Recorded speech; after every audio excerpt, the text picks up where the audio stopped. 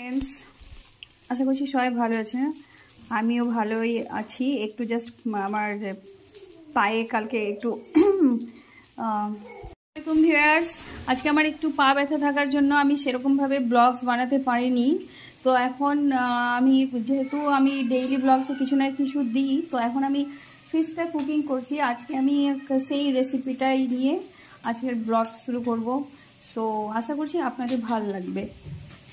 এই যে মাছ আমার ম্যারিনেট করা আছে কিছুটা আর কিছুটা কড়াইয়ে ফ্রাই হচ্ছে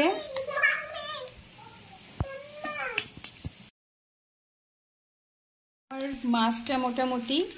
ব্রাউন হয়ে গেছে এই মাছটা এবার তুলে নিব তারপর যে নেক্সট বাকি ফিশগুলো আছে ওগুলো তেলের মধ্যে ছেড়ে দিব এদিকে সাইডে ভাতও বসানো আছে আর ওদিকে অন্য মাছগুলো ভাজা হচ্ছে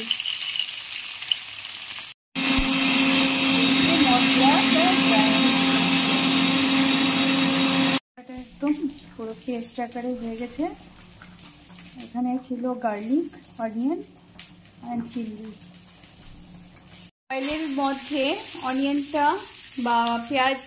বেরেস্তা আকারে ছেড়ে দেওয়া হয়েছে ওই মাছ ফ্রাই করা অয়েলটা যেটা ছিল লেফট ওভার সেই অয়েলের মধ্যেই অনিয়নটা ছেড়ে দেওয়া হয়েছে এবার আস্তে আস্তে এটা ব্রাউন কালারের বেরেস্তা হয়ে আসুক তারপর অন্যান্য মশলাগুলো এর মধ্যে ছেড়ে দেওয়া হবে ওদিকে যতক্ষণে মাছটা হচ্ছিল এদিকে আমি আমার ফিশের সাথে একটু যতক্ষণে ব্রাউন হচ্ছে আমি একটু আমার নেসকেও চেক করছি ও খুব জেদ ধরছিল টয়েস চাইয়ে তো ওর কাছে একটা ব্লক সেট ছিল ওইগুলো দিলাম আর ও নিজের মতো করে খেলছে একটু এদিকে তাকাও से हाय हाय हाय बोल दो हाय यहाँ पे देख के बोलो इधर देख के बोलो मुंह उठाओ क्या क्या बनाया तुम क्या है वो कुछ बना रही हो तो तुम कुछ बनाओ मैं उधर मछली देख के এদিকে বেরেস্তাটা ব্রাউন হয়ে গেছিল তো টমেটো কুচি অ্যাড করে দেওয়া হয়েছে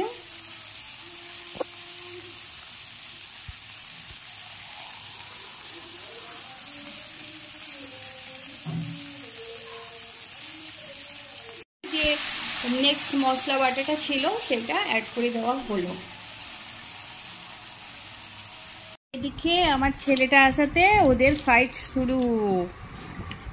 আমার ছেলে কি একটা বেলুন নিয়ে আমি কিছুক্ষণ গ্রেভিটা ঢেকে দিয়েছিলাম ঢেকে দেওয়ার পর এরকম হয়েছে আর এটা জলটা আরেকটু শুষে নিবে তারপর ওর মধ্যে গরম জল অ্যাড করে একটু ফুটবে তারপর আমি মাছটা ছেড়ে দেব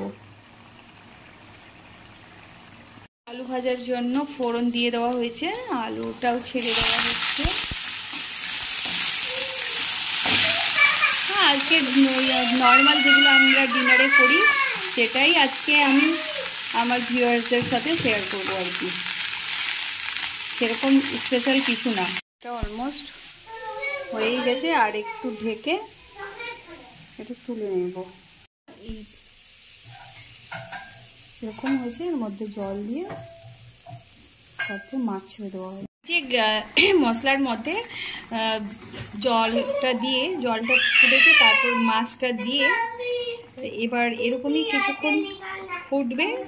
তারপর মাছটা তুলে নিব এর মধ্যে একটু করিয়েন্ডার ছেড়ে দিয়ে এটা মাছটা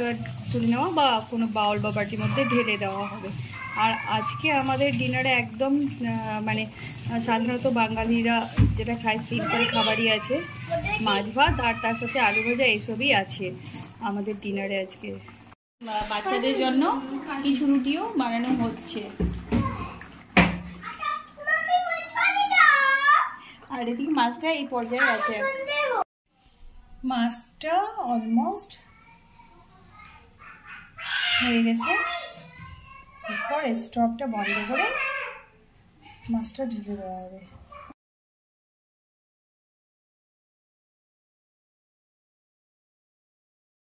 আমাদের বাড়িতে কারি সাহেবের টিফিন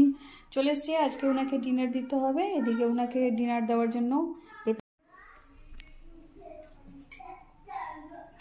কারি সাহেবের টিফিনে তোলা হচ্ছে।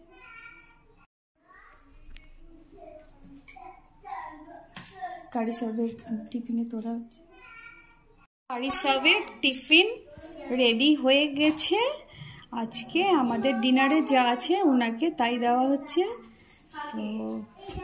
বাস ওনাকে দিয়ে দিয়েছি। এরপর আমাদের ডিনার করার সময়। সো আজকে আমাদের ডিনার অলমোস্ট রেডি। এখন হচ্ছে আমার বাই বাই করার সময়। সো আজকের ভিডিওটি বা ব্লগ ভালো লাগলে অবশ্যই লাইক শেয়ার কমেন্ট করে দিবেন। আর ওকে টাটা, আপনারাও ডিনার করুন আর আমরাও করি। ভালো থাকবেন, শুভরাত্রি।